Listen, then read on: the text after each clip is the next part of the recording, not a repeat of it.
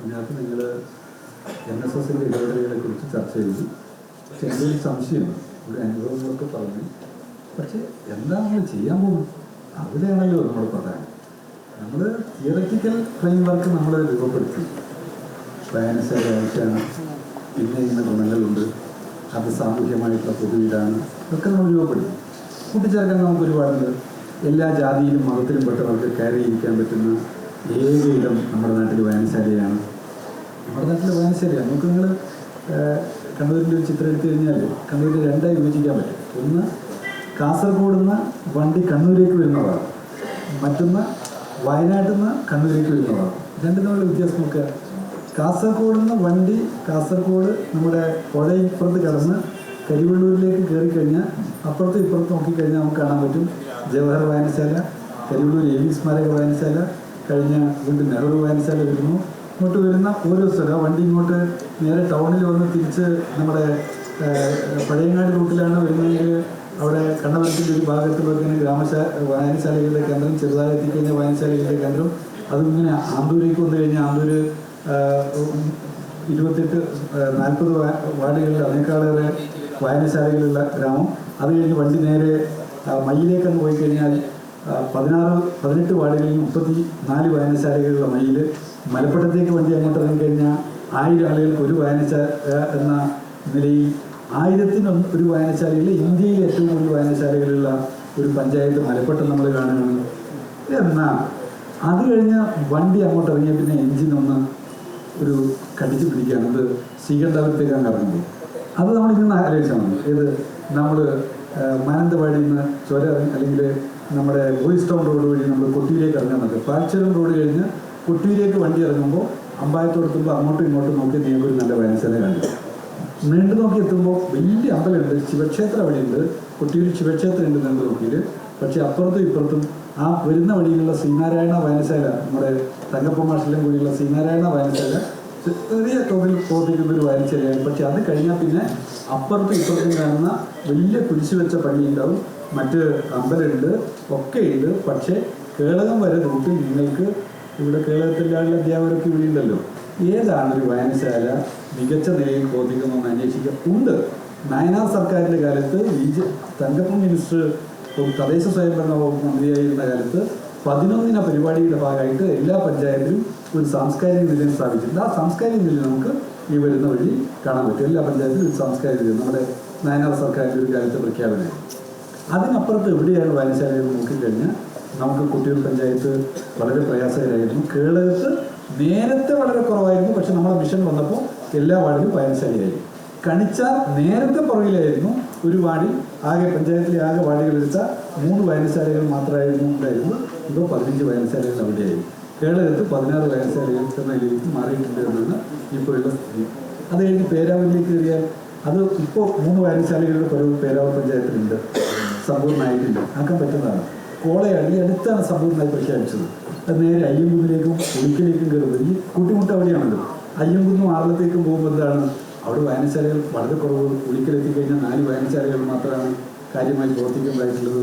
അയ്യങ്കുന്ന് എത്തിക്കഴിഞ്ഞാൽ 3 വായനശാലകൾ. അത് എടുത്തു കഴിഞ്ഞാൽ വെച്ചാൽ ചില വായനശാലകളെ കുറിച്ച് പറയുമ്പോൾ ഈ മേഖലയിൽ ചില വായനശാലകൾ എന്നൊക്കെ പറഞ്ഞാൽ മറ്റേ പണ്ട് സിനിമയിൽ നമ്മൾ കാണുമല്ലോ, സാംസ്കാരിക ക്ലബ്ബ് എന്നൊക്കെ പറഞ്ഞിട്ട് ഇങ്ങനെ കമ്പ് കെട്ടിയിട്ട് കയറുന്നു. എന്നുവെച്ചാൽ ഗർഭിണികളായ സ്ത്രീകളാണെങ്കിൽ പ്രസവിക്കാൻ ആശുപത്രി പോകേണ്ട, ഇതിനെ മുകളിൽ കയറിയാൽ മതി എന്നുള്ള സ്ഥിതിയിലുള്ള വായനശാലകളുടെ ഒരു ചിത്രമാണ് ഈ മേഖലയിൽ പോകും പലപ്പോഴും നമുക്ക് കാണുന്നത്. അപ്പോൾ നമ്മുടെ കോൺക്രീറ്റ് ആയിട്ടൊരു പ്ലാൻ വേണം.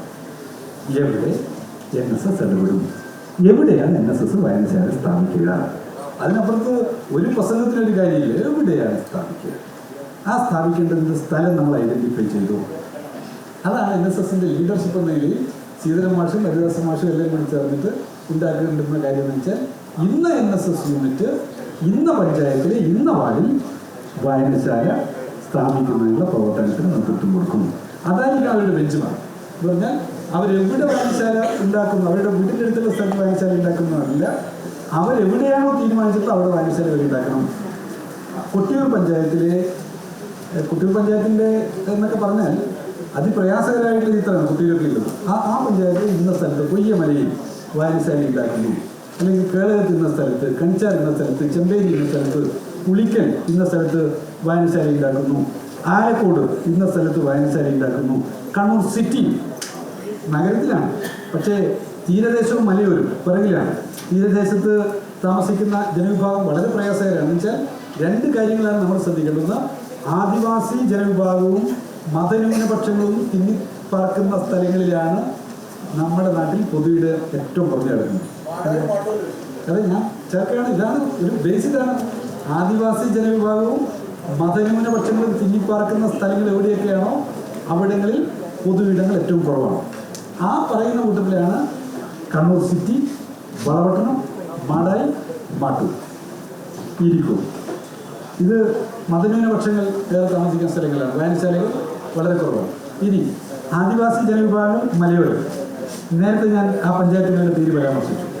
ഇത് രണ്ടും. എന്നാൽ കണ്ണൂരിൻ്റെ ഒരു മിഡിൽ പോർഷൻ എന്ന് പറയുന്നത് നമ്മുടെ ഈ പയ്യന്നൂർ ഇങ്ങോട്ട് വരുന്ന ഈ ഒരു റൂട്ടുണ്ടല്ലോ, എടക്കാട്, കണ്ണൂർ, തലശ്ശേരി, എന്ന് വെച്ചാൽ കരിവള്ളൂരിൽ ഇങ്ങോട്ട് വന്നു കഴിഞ്ഞാൽ പാനൂർ വരെ പോകുന്ന ഈ റൂട്ടുണ്ടല്ലോ, ചൊക്ലി, ഇങ്ങനെ കറങ്ങി വരുന്ന കൂത്തുപറമ്പ്, ഇങ്ങനെ കറങ്ങി പെരളശ്ശേരി വഴി ധർമ്മടം വഴി ഇങ്ങോട്ട് കറങ്ങിയാൽ ഏകദേശ സ്ഥലങ്ങൾ ഒരു പരിധിവരെ വായനശാലയായി കഴിഞ്ഞു. നമ്മുടെ ധർമ്മടം മണ്ഡലം സമ്പൂർണ്ണ വായനശാല പ്രഖ്യാപനം നടത്തി, കണ്ണൂർ മണ്ഡലം സമ്പൂർണ്ണ വായനശാല പ്രഖ്യാപനം നടത്തി. പക്ഷേ കണ്ണൂർ മണ്ഡലം സമ്പൂർണ്ണ വായനശാല പ്രഖ്യാപനം നടത്തി എന്ന് പറഞ്ഞാൽ തന്നെ കണ്ണൂർ നഗരസഭയിലെ കോർപ്പറേഷനിലെ ഇവിടെ പള്ളിക്കുന്ന് പുഴാതി മേഖലയിൽ വായനശാലയുടെ കുറവ് നിൽക്കുകയാണ്. സിറ്റിയിൽ വായനശാല ഉണ്ടെന്ന് പറയുമ്പോൾ തന്നെ സിറ്റിയിലെ ജനസാന്ദ്രതയ്ക്ക് തുല്യമായ നിലയിൽ അവിടെ വായനശാലയില്ല. വാടം നിർത്ത വായനശാലയുണ്ട്, പക്ഷേ അവിടുത്തെ ജനസാന്ദ്രതയോട് ചേർന്ന് നിൽക്കുമ്പോൾ അവിടെ വായനശാല കുറവാണ്. അപ്പോൾ ഈ നിലയിൽ എവിടെവിടങ്ങളിലെല്ലാമാണ് എന്നുള്ള കൃത്യമായ ഒരു വർക്കിംഗ് പ്ലാൻ നമ്മൾ ഉണ്ടാക്കണം എന്നുള്ളതാണ് ഒന്നാമത്. പിന്നെ വായനശാല വേണമെന്ന് നമ്മൾ പറയുമ്പോൾ ആ വായനശാല എങ്ങനെയെങ്കിലും സ്ഥാപിക്കണം, എവിടെയെങ്കിലും സ്ഥാപിക്കണം എന്നാണ് ചില ആളുകൾ ആലോചിച്ചു പോകുന്നത്. അങ്ങനെയല്ല, എവിടെയാണോ ആവശ്യം അവിടങ്ങളിൽ സ്ഥാപിക്കുന്നതിന് വേണ്ടിയുള്ള ശ്രദ്ധയാണ് നമ്മൾ എടുക്കേണ്ടത്. ഇത് പറയുന്നത് വെച്ചാൽ കഴിഞ്ഞ ദിവസം ഒരു സ്ഥലത്ത് BRC ഓഫീസിൽ ഒരു പുതിയതായ ഒരു ലൈബ്രറി സ്ഥാപിച്ചിട്ടുണ്ട്, സഹായിക്കണം പറഞ്ഞിട്ട് തന്നെ ഒരു അധ്യാപനം വിളിച്ചിട്ട്. അപ്പം ഞാൻ പറഞ്ഞു, BRCൻ്റെ ഓഫീസിൽ സ്ഥാപിച്ചിട്ട് എന്താ കാര്യം? ലോക്കൽ റിസോഴ്സ് സെൻ്ററായിട്ട് അവിടെ വായനശാല സ്ഥാപിച്ച സർക്കാരിൻ്റെ കെട്ടിടത്തിൽ അവിടെ ഒരു ഓഫീസ് തുടങ്ങണമെങ്കിൽ, അവിടെ ഒരു സ്ഥാപനം തുടങ്ങണമെങ്കിൽ അതിൻ്റെതായ നിയമപരമായിട്ടുള്ള കാര്യങ്ങളുണ്ട്. അതിനപ്പുറത്ത് എന്താണ് പ്രശ്നം? അവിടെ ഒരു ലൈബ്രറിയെ വെക്കാനാവില്ല, അത് പൊതുജന വായനശാലയ്ക്ക് മാറ്റാൻ പറ്റില്ല. നമ്മൾ ഉദ്ദേശിക്കുന്നത് എന്താണ്? നമ്മുടെ ഉദ്ദേശം എല്ലാവർക്കും കയറി വരാൻ പറ്റുന്ന ഇടങ്ങൾ ഒരുക്കുക എന്നുള്ളതാണ്. അപ്പോൾ ചിലർ ചോദിക്കുന്നുണ്ട്, ആ സ്കൂൾ ലൈബ്രറി ഒന്ന് ശക്തീകരിച്ചാൽ പോലെ. നല്ലതാണ് സ്കൂൾ ലൈബ്രറി ശക്തീകരിക്കുക, പക്ഷേ എന്താണ് പ്രശ്നം? നമുക്ക് ഏത് സമയത്തും അവൈലബിൾ ആയിട്ടുള്ള ഒരു വിദ്യാർത്ഥിക്ക് അവൈലബിൾ ആയിട്ടുള്ള ഒരിടമാണ്. അതെവിടെയായിരിക്കണം? അവൻ താമസിക്കുന്ന, വിദ്യാർത്ഥി താമസിക്കുന്ന വീട്ടിൻ്റെ ചുറ്റുവട്ടത്തുള്ള ഒരിടമായിരിക്കണം അവൻ്റെ ഏറ്റവും പ്രിയപ്പെട്ട ലൈബ്രറി ആയിട്ട് മാറേണ്ടത്. വിദ്യാലയത്തിലെ ലൈബ്രറി എന്ന് പറയുമ്പോൾ അതിലൊരു സമയക്രമമുണ്ട്, വെക്കേഷൻ ഉണ്ട്. ഒരുപക്ഷെ വിദ്യാർത്ഥിക്ക് ഏറ്റവും കൂടുതൽ വായിക്കാൻ പറ്റുന്ന സമയം അവൻ്റെ വെക്കേഷനായിരിക്കും, അവൻ്റെ അവധി ദിവസങ്ങളായിരിക്കും. ഈ അവധി ദിവസങ്ങളിൽ അവൻ എവിടെ ചെലവഴിക്കുന്നു എന്നുള്ള പ്രധാനപ്പെട്ട പ്രശ്നമാണ്. ഇവിടെ നമ്മുടെ പോലീസ് കമ്മീഷണർ പറഞ്ഞിട്ടുണ്ടോ എന്നുള്ള വലിയ പ്രശ്നമാണ്. അവധി ദിവസങ്ങളിൽ വിദ്യാർത്ഥി എവിടെ സമയം ചെലവഴിക്കുന്നു എന്നുള്ളത് ഇന്നൊരു സാമൂഹ്യ പ്രശ്നമായിട്ട് കൂടി മാറിക്കൊണ്ടിരിക്കുകയാണ്. ഇതിൻ്റെ അവധി ദിവസങ്ങളിൽ വായനശാലയോട് അവനെ ചേർത്ത് നിർത്താനാവുമോ? ആ വായനശാലയിലെ കളിക്കളത്തിനോടൊപ്പം അവനെ ചേർത്ത് നിർത്താൻ പറ്റുമോ എന്നുള്ള അന്വേഷണം നമ്മൾ നടത്തണം. ആ അന്വേഷണത്തിന് നമ്മുടെ നാട്ടിൻപുറങ്ങളിൽ വായനശാലകൾ സ്ഥാപിക്കുകയും ആ വായനശാലകളിൽ ഏറ്റവും മികച്ച പുസ്തകങ്ങൾ ഒരുക്കി കൊടുക്കുകയും ചെയ്യുക എന്നുള്ളത് സുപ്രധാനമായിട്ടുള്ളൊരു കാര്യമാണ്. പിന്നെ നമ്മുടെ നാട്ടിലെ കുട്ടികൾ വായിക്കുന്നില്ല എന്ന് പറയുന്നത് തികച്ചും അസംബന്ധമായിട്ടുള്ള കാര്യമായിട്ടാണ് എനിക്ക് തോന്നുന്നത്. ഇവിടെ ടീച്ചർമാരാണ് എല്ലാവരും എന്നുള്ളതുകൊണ്ട് എനിക്ക് തോന്നുന്നൊരു കാര്യം, ടീച്ചർമാരെക്കാൾ വായിക്കുന്ന വിദ്യാർത്ഥികളാണ് എന്ന ഒരു തോന്നൽ എൻ്റെ മനസ്സിലുണ്ട്. അത് എൻ്റെ തോന്നലാണ്. എൻ്റെ തോന്നൽ എന്താണെന്ന് വെച്ചാൽ, ഞാൻ ടീച്ചർമാരോടും സ്കൂളിൽ ചെറിയ കുട്ടികളോടും വർത്തമാനം പറഞ്ഞിട്ടില്ല മറ്റുള്ളത്. പക്ഷേ ഞാനും നിങ്ങളും വായിക്കാത്ത, ഞാൻ വെച്ചാൽ ടീച്ചറായിട്ട് എന്നെയും കൂടി കൂട്ടുക, ഞാനും നിങ്ങളും വായിക്കാത്ത അത്രയും പുസ്തകങ്ങൾ ഇന്നത്തെ ചെറിയ കുട്ടികൾ വായിക്കുന്നുണ്ട്. പക്ഷെ ഞാൻ 4ാം ക്ലാസ്സിലും 5ാം ക്ലാസ്സിലും പഠിക്കുമ്പോൾ ഞാൻ PEN പെൻ, CAT കാറ്റ് എന്നൊക്കെ പഠിച്ചിട്ടുള്ളൊരു ശിവദാസനെയാണ് എൻ്റെ മനസ്സിൽ വരുന്ന ശിവദാസൻ. എൻ്റെ മകൻ പഠിക്കുന്നത് പൊതുവിദ്യാലയത്തിലാണ്. എൻ്റെ മകൻ പഠിക്കുന്നത് പൊതുവിദ്യാലയത്തിലെ 6ാം ക്ലാസ്സുകാരനാണ്. ആ 6ാം ക്ലാസ്സുകാരനായ എൻ്റെ മകന് ഈ അടുത്ത ദിവസം അവനിങ്ങനെ വിഷുവിന് ഞാൻ അവനെ കൂട്ടിയിട്ട് ടൗണിലേക്ക് വന്നപ്പോൾ DC ബുക്സ് എടുക്കാൻ ഒരു ആവശ്യമാണ്. അപ്പോൾ ആവശ്യം വന്നപ്പോൾ അവന് വീട്ടിൽ നിന്ന് പറഞ്ഞിരുന്നൊരു Hindi diary of Hindi kids ഒന്ന് വേണം. അതിങ്ങനെ ഏതോ ഒരു കോപ്പി വായിച്ചതിന് ശേഷം ഇങ്ങനെ അത് വേണമെന്നിങ്ങനെ പറയുന്നുണ്ടായിരുന്നു. അപ്പോൾ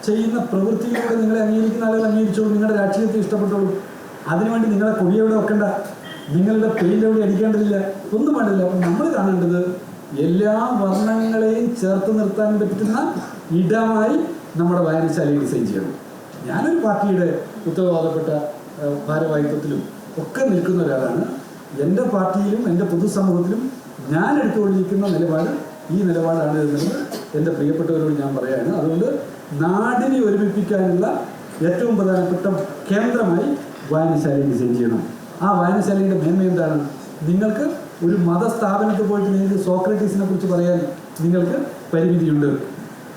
നിങ്ങൾക്കൊരു മതസ്ഥാപനത്തിൽ പോയിട്ട് വെച്ചാൽ മതത്തിൻ്റെയോ മറ്റേതെങ്കിലും ജാതിയുടെയോ കേന്ദ്രത്തിൽ പോയിട്ട് നിങ്ങൾക്ക് ബ്രൂണോയെക്കുറിച്ചും ബ്രൂണോ നടത്തിയ ശാസ്ത്രാന്വേഷണങ്ങളെക്കുറിച്ചും പറയാൻ നിങ്ങൾക്ക് പറ്റില്ല. നിങ്ങൾക്ക് സൗരയൂഥത്തിൻ്റെ കേന്ദ്രം ഭൂമിയല്ല സൂര്യനാണ് എന്ന് ലോകത്തോട് വിളിച്ചു പറഞ്ഞ മഹാന്റെ ജീവിതത്തെക്കുറിച്ച് നിങ്ങൾക്ക് എവിടെ പറയാൻ പറ്റില്ല? നിങ്ങൾക്ക് ഏതെങ്കിലും ജാതിയുടെയോ മതത്തിൻ്റെയോ ഇടങ്ങളിൽ പോയിട്ട് പറയാൻ പറ്റില്ല. എവിടെ പറയാൻ പറ്റും? അത് നിങ്ങൾക്ക് വായനശാലയിൽ പറയാൻ പറ്റും. അതുകൊണ്ട് വായനശാല സ്ഥാപിക്കുക എന്നുള്ള പ്രവർത്തനത്തിൽ നമ്മൾ ഒന്നു ചേർന്ന് നിൽക്കുക എന്നുള്ളത് സുപ്രധാനമാണ്. ഒന്നാമത്തെ കാര്യം അടിവരയിട്ട് പറയുന്നു, എല്ലാ രാഷ്ട്രീയ പാർട്ടിയിലും പെട്ടവരെ, എല്ലാ മതവിഭാഗത്തിലും പെട്ടവരെ യോജിപ്പിച്ച് നിർത്താനുള്ള ഒരു പൊതു ഇടായിട്ട് നമ്മളിതിനെ നിർണ്ണയിക്കണം. 2, വായനശാലകളുടെ പ്രവർത്തനത്തെ എങ്ങനെയാണ് നാം ബഹുജനങ്ങളായിട്ട് കണ്ടുചേർക്കുക? ഇവിടെ വിശദീകരിച്ചു കഴിഞ്ഞു. വിവിധ സമിതികൾ, വിവിധ പരമ്പരാഗത രീതികളുടെ കെട്ടുവട്ടങ്ങൾക്കപ്പുറത്ത് എങ്ങനെ നമുക്ക് പോകാൻ പറ്റും, അത് നിങ്ങളാണ് എനിക്ക് വരയ്ക്കേണ്ടത്. എന്ന് വെച്ചാൽ ഇന്ന് വരെ ആരെങ്കിലും വരച്ചിട്ടുള്ള കുറേ ചിത്രമുണ്ടാവും. ആ ചിത്രങ്ങൾ വെച്ച് പോകാൻ എല്ലാവർക്കും കഴിയും. അതിനപ്പുറത്ത് നൂതനമായ അന്വേഷണങ്ങൾ നിങ്ങളിൽ നിന്ന് ഉണ്ടാവണം. വിശിഷ്യ കുട്ടികളിൽ നിന്ന് അതുണ്ടാവും. അതിനെ നിങ്ങൾ പ്രൊമോട്ട് ചെയ്യാൻ, അതിനെ നിങ്ങൾ ചേർത്ത് പിടിക്കാൻ പറ്റും. അത് എന്തുകൊണ്ടാണ് ഞാൻ പറയുന്നതെന്ന് വെച്ചാൽ, വായനശാലകളുടെ പ്രവർത്തനത്തെ എൻ്റെ നാട്ടിലെ വായനശാല കാക്കയങ്ങാട്, നമ്മുടെ നാട്ടിൽ ദിൽബ എന്നുള്ള വായനശാല, അവിടെ നമ്മൾ ഒരു കാര്യം ചെയ്തത്രയേ ഉള്ളൂ. അവിടെ പുസ്തകം മാത്രമല്ല വാങ്ങിയത്, അവിടെ 1 ലക്ഷം രൂപയുടെ പണിയായുധം വാങ്ങിച്ചു കൊടുത്തു. ഇത്രയേ ഉള്ളൂ. പണിയായുധം വാങ്ങിക്കൊടുത്തു. പണിയായുധം വാങ്ങിയതിൻ്റെ കൺസെപ്റ്റ് ഇത്രയേ ഉള്ളൂ. കൈക്കോട്ടും കത്തിയാളും പിന്നെ നമ്മുടെ അർബാന അങ്ങനെയുള്ള സാധനങ്ങളൊക്കെ, പിന്നെ മരം മുറിക്കുന്ന കാല് വെട്ടുന്ന യന്ത്രമൊക്കെ വാങ്ങി. ഇത്രയേ ഉള്ളൂ. വായനശാലയിൽ വന്നിട്ട് നിങ്ങൾക്ക് എന്ത് ചെയ്യാം? നീ ഈ പണിയായുധം എടുത്തിട്ട് നിങ്ങൾക്ക് പഠിക്കുക, നിങ്ങൾക്ക് പണി സാധനമില്ലെങ്കിൽ ഇതെടുത്തിട്ട് പോവാം. പുസ്തകം എടുക്കാൻ മാത്രമായിട്ടല്ല ചില വായനശാലയിലേക്ക് വരിക. വായനശാലയിലേക്ക് പണിയായുധം എടുക്കാൻ വേണ്ടി ആൾ വരും. പക്ഷേ അവർ ഏതുമായിട്ട് ബന്ധപ്പെടുകയാണ്? അത് ഏതുമായിട്ട് ബന്ധപ്പെടുക? ഒരു പൊതു ഇടമായിട്ട് അവർ ബന്ധപ്പെടുകയാണ്. നിങ്ങളുടെ ജീവിതത്തിൻ്റെ, മനുഷ്യ ജീവിതത്തിൻ്റെ എല്ലാ തലത്തിലും ഇടപെടാൻ പറ്റുന്നതിലേക്ക് വായനശാലയെ വികസിപ്പിക്കണം. അവിടെ നിങ്ങൾക്ക് ആൾക്ക് വീണ് പോയ എടുത്തുകൊണ്ടുപോകാൻ പറ്റുന്ന സ്ട്രക്ചർ ഉണ്ടാക്കാം. അവിടെ നിങ്ങൾക്ക് പിന്നെ ക്രിമേഷനുമായി ബന്ധപ്പെട്ട സൗകര്യങ്ങൾക്ക് വേണ്ടുന്ന സാധനങ്ങൾ ഉണ്ടാക്കാം. നിങ്ങളൊരുക്കുന്ന വായനശാലയിൽ സാമൂഹ്യമായി ഒത്തുകൂടാനുള്ള എല്ലാ സൗകര്യങ്ങളും നിങ്ങൾക്ക് ഡിസൈൻ ചെയ്യാം എന്നുള്ളത് ഓർമ്മപ്പെടുത്തുന്നു. ഞാനിത് സൂചിപ്പിച്ച് വെക്കുന്നത് മാത്രമാണ്. ഇനി ഇതിനപ്പുറത്ത് നമ്മൾ അവാർഡ്, നമ്മുടെ NSSൻ്റെ സർവകലാശാല കോർഡിനേറ്ററായിട്ടുള്ള നമ്മുടെ സുജിത്ത് പറയേണ്ടായി, കോളേജുകളെ കൂടി ഇതിനകത്തേക്ക് നമുക്ക് കൂട്ടിച്ചേർക്കണം എന്നുള്ളത്. നമുക്ക് കോളേജുകാരെയും നമുക്ക് സഹായമൊക്കെ കൂട്ടിച്ചേർക്കാം എവിടെയെങ്കിലെല്ലാം എന്നുള്ളത് നിങ്ങൾ NSS എന്നതിൽ ആലോചിച്ച് കഴിഞ്ഞാൽ, അപ്പോൾ ആ ആലോചനയും അതിൻ്റെ ഭാഗമായിട്ട് സ്ഥാപിക്കൽ, അതിൻ്റെ സാങ്കേതികമായിട്ടുള്ള സഹായങ്ങൾ കണ്ണൂർ യൂണിവേഴ്സിറ്റി ഡിപ്പാർട്ട്മെൻ്റ് ഉണ്ട്, നമ്മുടെ ലൈബ്രറി സയൻസ് ഡിപ്പാർട്ട്മെൻ്റ് ഉണ്ട്, വിദ്യാർത്ഥികൾ ഇവിടെയുണ്ട്, വിദ്യാർത്ഥികൾ ഇവിടെയുണ്ട്. 2 ബാച്ച് 4 സെമസ്റ്ററിനായിട്ട് 2 ബാച്ച് വിദ്യാർത്ഥികൾ അവിടെയുണ്ട്. ആ വിദ്യാർത്ഥികൾക്കാണെങ്കിൽ നല്ല എക്സ്പീരിയൻസും ലൈബ്രറിയിലൂടെ ഉണ്ടാകും. നമ്മുടെ ലൈബ്രറി കോൺഗ്രസിൻ്റെ മുഖ്യ നടത്തിപ്പുകാർ കണ്ണൂർ യൂണിവേഴ്സിറ്റിയിലെ ലൈബ്രറി സയൻസിലെ വിദ്യാർത്ഥികളായിരുന്നു. വലിയ സംഭാവന അവർ ചെയ്തത്. അപ്പോൾ അവരെ നമുക്ക് കണ്ണൂരിൽ ലൈബ്രറി ആകെ സജീവപ്പെടുത്തുന്ന പ്രവർത്തനത്തിൽ നമുക്കത് ഉപയോഗപ്പെടുത്താം. അവർക്ക് ഒരു തൊഴിൽ സാധ്യത കൂടി ഉണ്ടാക്കാൻ പറ്റുന്നതിലേക്ക് നമുക്കതിനെ വികസിപ്പിക്കാൻ പറ്റും. ഇപ്പോൾ ഉദാഹരണത്തിൻ്റെ നമ്മുടെ വരക്കാട് സ്കൂൾ, അവിടെ ലൈബ്രറി വന്നപ്പോൾ ഒരു ആദിവാസി കുടുംബത്തിലെ ഒരു യുവതി അവിടെ ലൈബ്രറിയായിട്ട് വരികയാണ്. ഒരു വരുമാനമില്ലാത്ത അയാളുടെ കൈകളിലേക്ക് ഒരു 3500 രൂപയെങ്കിലും ഒരു മാസം വരികയാണല്ലേ, 3500 രൂപ വരികയാണ്. പ്രതിഭാ കേന്ദ്രങ്ങൾ ലൈബ്രറികളാക്കി മാറ്റി. പ്രതിഭാ കേന്ദ്രങ്ങൾ വെക്കുമ്പോൾ അവർക്ക് ആദ്യം 2500 രൂപ പ്രതിഭാ കേന്ദ്രത്തിന് വരുമാനം ഉണ്ടായി. നമ്മുടെ ലൈബ്രറി എന്ന നിലയിൽ അവർക്ക് 2500 3000 രൂപ കിട്ടുമ്പോൾ 5000 രൂപ. ഒരു ഹയർ സെക്കൻഡറി ടീച്ചറെ സംബന്ധിച്ചിടത്തോളം 5000 രൂപ എന്ന് പറഞ്ഞാൽ ചിലപ്പോൾ പെട്ടെന്ന് 5000 രൂപ ചിലപ്പോൾ ചിന്തിക്കുന്നുണ്ടോ എന്ന് എനിക്കറിയില്ല. പക്ഷേ നമ്മുടെ നാട്ടിലെ ഒരു സാധാരണക്കാരനായ മനുഷ്യന് 5000 രൂപ എന്ന് പറഞ്ഞാൽ നിങ്ങളങ്ങനെ ചിന്തിക്കുന്ന ആൾക്കാരല്ലേ ഞാൻ പറഞ്ഞത്.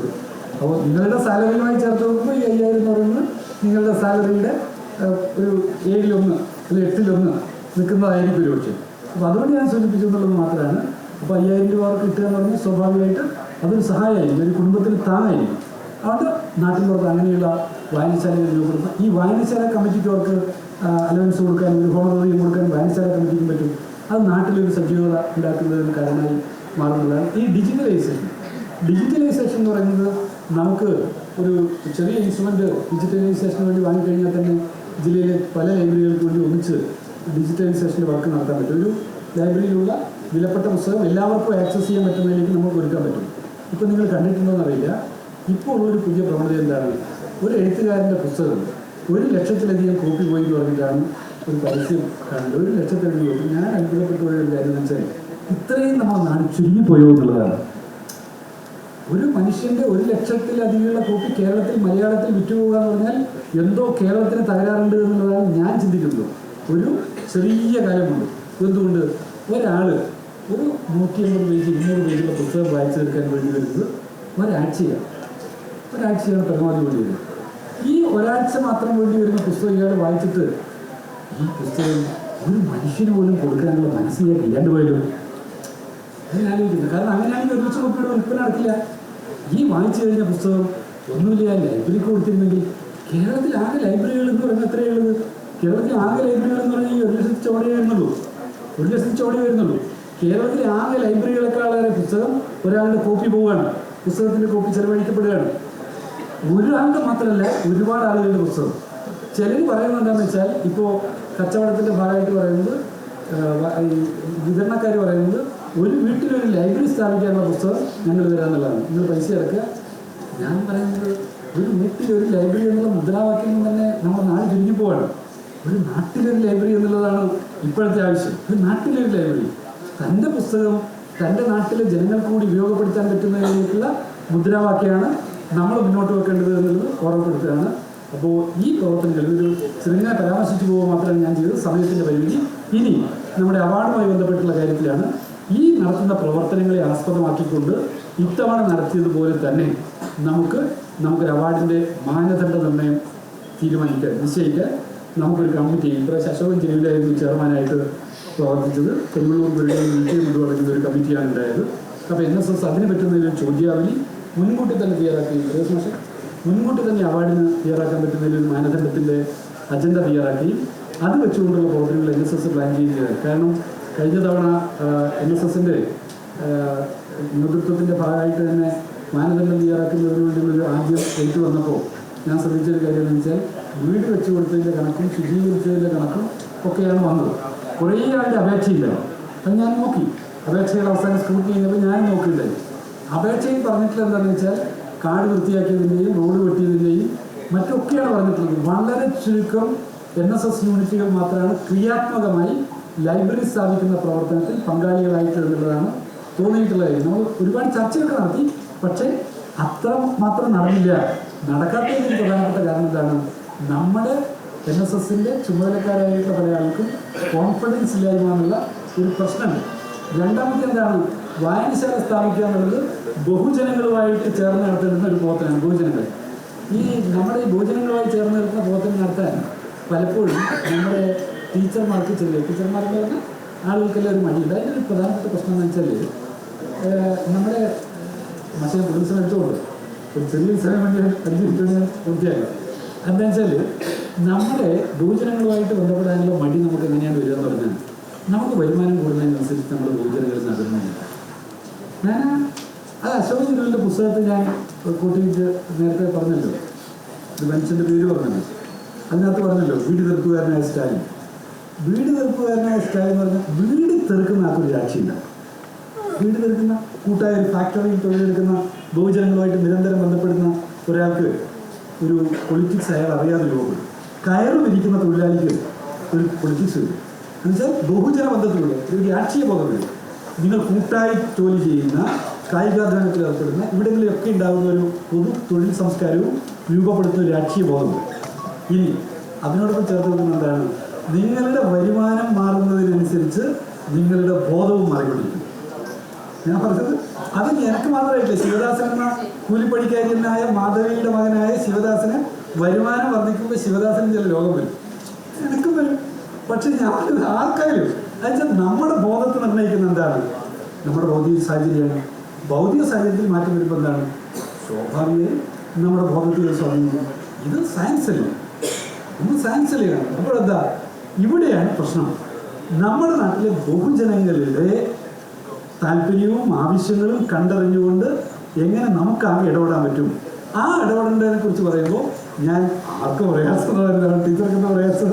ടീച്ചറെ, നമ്മുടെ ഹയർ സെക്കൻഡറി സ്കൂളിലെ ടീച്ചർമാരാണെങ്കിലും ഹയർ സെക്കൻഡറി സ്കൂളിലെ ടീച്ചർമാർ എന്ന് പറഞ്ഞാൽ നമ്മുടെ നാട്ടിലെ സാധാരണക്കാരായിട്ടുള്ള ബഹുജനങ്ങളുടെ ചുറ്റുപാടിൽ നിന്ന് കുറച്ച് മേലെ നിൽക്കുന്നവരല്ലേ എന്നൊരു ചോദ്യം ഞാൻ ചോദിച്ചാൽ അങ്ങനെ നിഷേധിക്കാൻ പറ്റും. പൊതുജനങ്ങളുടെ പൊതുവരുമാനത്തിൻ്റെ മുകളിൽ നിൽക്കുന്നവരാണ്. പൊതുവിൽ അവർക്കെന്താണ്? അവർക്ക് വേണ്ടുന്ന സാഹചര്യങ്ങൾ അവരുടെ വീടുകളിൽ ഉണ്ടാവും. ഹയർ സെക്കൻഡറി സ്കൂൾ ടീച്ചറുടെ വീട്ടിൽ എന്താണ്?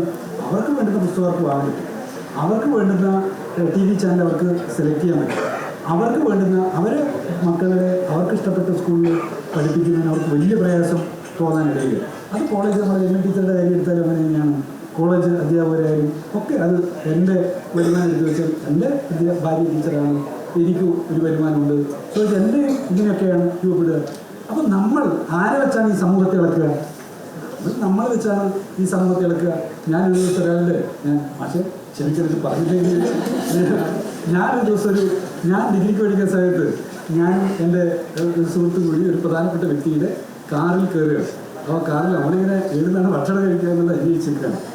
എവിടുന്നാണ് ഇനി ഇദ്ദേഹം ഭക്ഷണം വാങ്ങി തരുമോ എന്ന് കൂടി മനസ്സിലാവുകയാണ്. അപ്പോൾ ഈ കാറിലിരിക്കുമ്പോൾ ഇദ്ദേഹം പറയാണ്, ഇപ്പം ആർക്കാണ് ക്ഷമ, ആരാണ് ഭക്ഷണം കഴിക്കാത്തത്? കോളേജ് കുട്ടികളെല്ലാം ഫുൾ ദൂരത്തല്ലേ, ഐസ്ക്രീം വാങ്ങിയിട്ട് എത്ര ഐസ്ക്രീം വാങ്ങാനൊക്കെ എത്ര പൈസ ചിലവാക്കുന്നു പറഞ്ഞിട്ട് നമ്മളോട് ഇങ്ങനെ നമ്മൾ രണ്ടാളിങ്ങനെ ഇത് കേട്ട് ഇങ്ങനെ കേട്ട് അയാളുടെ പേര് ഞാൻ പറയുന്നില്ല. ഞാൻ പറഞ്ഞത് ഓരോ ആളും അവരുടെ സാഹചര്യം വെച്ചാണ് പലപ്പോഴും പൊതുസമൂഹത്തെ അളക്കുക. നമുക്ക് പൊതുസമൂഹത്തെ അളക്കുന്നതിന് ഒരു പൊതുമാനദണ്ഡം രൂപപ്പെടുത്താനും ആ പൊതുമാനദണ്ഡത്തിൻ്റെ വെളിച്ചത്തിൽ നമുക്ക് സാമൂഹ്യ പ്രശ്നങ്ങളെ നോക്കിക്കാണാൻ പറ്റണം. അപ്പോഴാണ് നമുക്ക് എന്ത് ചെയ്യാൻ പറ്റുക? ഒരു യാഥാർത്ഥ്യത്തിലേക്ക് കൊണ്ടുവരികയാണ്. നമ്മുടെ ഹയർ സെക്കൻഡറി സ്കൂളിലെ അധ്യാപകർക്ക് പൊതുജനങ്ങളെ കോർഡിനേറ്റ് ചെയ്യാനും ചേർത്ത് നിർത്താനും ചില പരിമിതിയുണ്ട്. ആ പരിമിതി അവരുടെ ഭൗതിക സാഹചര്യം തന്നെയാണ് എന്ന് പറഞ്ഞാൽ EMS പറഞ്ഞിട്ടുണ്ട്. എന്താണ്? ഞാൻ ഡീഗ്രേഡ് ചെയ്യപ്പെട്ടപ്പോഴാണ്, ഞാൻ സമ്പന്ന കുടുംബത്തിൽപ്പെട്ട് ജനിച്ച ഞാൻ ആ സമ്പത്തിൻ്റെ എല്ലാ സൗകര്യങ്ങളും ത്യജിച്ച് ഇറങ്ങി വന്നപ്പോഴാണ് എനിക്ക് ഈ നാട്ടിൽ ജനതയുടെ ജീവിത പ്രശ്നം ഏറ്റെടുക്കാൻ പറ്റിയത്. ഗാന്ധിജി നേരത്തെ പ്രസംഗത്തിൽ പറഞ്ഞാണ്, ഉടുമുണ്ടിനൊരു രാഷ്ട്രീയമുണ്ടെന്നും കുറുക്കുന്ന ഉപ്പിനൊരു രാഷ്ട്രീയമുണ്ടെന്നും ഗാന്ധിജി നമ്മളെ പഠിപ്പിക്കുകയുണ്ടായി. കുറുക്കുന്ന ഉപ്പിന് രാഷ്ട്രീയമുണ്ടെന്നും ഉടുക്കുന്ന വസ്ത്രത്തിനൊരു രാഷ്ട്രീയമുണ്ടെന്നും ഗാന്ധിജി പഠിപ്പിച്ചത് ഒരു പൊളിറ്റിക്സാണ്. അപ്പോൾ നമുക്ക് നമ്മുടെ പഴയ ആളുകളുടെയും പുതിയ ചിത്രം, ഞാൻ പറഞ്ഞത് നമ്മൾ ടീച്ചർമാരെ കുറിച്ചാണെന്ന് ധരിക്കുക വേണ്ട, പലരുടെയും ചിത്രം എന്താണ്, ചിന്ത എന്താണ്?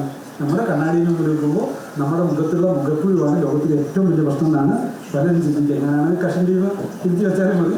ഞാൻ ഇത്രയേ പറയുന്നത്, നമുക്ക് എന്താവാൻ പറ്റണം? ഇതിനപ്പുറത്തൊരു പ്രശ്നമുണ്ട്. അത് നമ്മുടെ നാട്ടിലെ പൊതു ഇടങ്ങൾ ഒരുക്കുകയാണ്. അതുകൊണ്ട് എൻ്റെ അഭ്യർത്ഥന, പൊതു ഇടങ്ങൾ ഒരുക്കുന്നതിന് വേണ്ടിയുള്ള ക്രിയാത്മകമായ പ്രവർത്തനത്തിൽ നിങ്ങൾ ഓരോ ആളുകളും നിങ്ങളുടെ തടസ്സങ്ങൾ മാറ്റി നിങ്ങൾ രംഗത്തിറങ്ങാൻ പറ്റണം. കുടുംബജീവിതത്തിൻ്റെ ഭാഗമായിട്ട് നിങ്ങൾക്ക് പ്രശ്നം ഉണ്ടാവും. ഭൂരിപക്ഷം ടീച്ചർമാർ ആണ് ഇവിടെ ഉള്ളത്. ഈ പുരുഷ മേധാവിത്വ കേന്ദ്രീയ വിദ്യാഭ്യാസമാക്കുന്ന പ്രശ്നം ഉണ്ടാവില്ല. പുരുഷ മേധാവിത്വത്തിൻ്റെ ഭാഗമായിട്ടുള്ള പ്രശ്നങ്ങൾ സാമൂഹ്യമായി അനുഭവിക്കുന്നവരാണ് അധ്യാപികർ. ആ പ്രശ്നങ്ങൾ കൂടി മുറിച്ച് കടന്നുകൊണ്ട് നിങ്ങൾ വായനശാലകൾ സ്ഥാപിക്കുന്ന പ്രവർത്തനത്തിലേക്ക് വരും. അങ്ങനെ നമുക്ക് കണ്ണൂർ ജില്ലയെ സമ്പൂർണ്ണമായി എല്ലാ വാർഡിലും വായനശാല എന്ന നേട്ടത്തിലേക്ക് എത്തിക്കാൻ കഴിയണമെന്നുള്ളതാണ് എനിക്ക് അഭ്യർത്ഥിക്കാൻ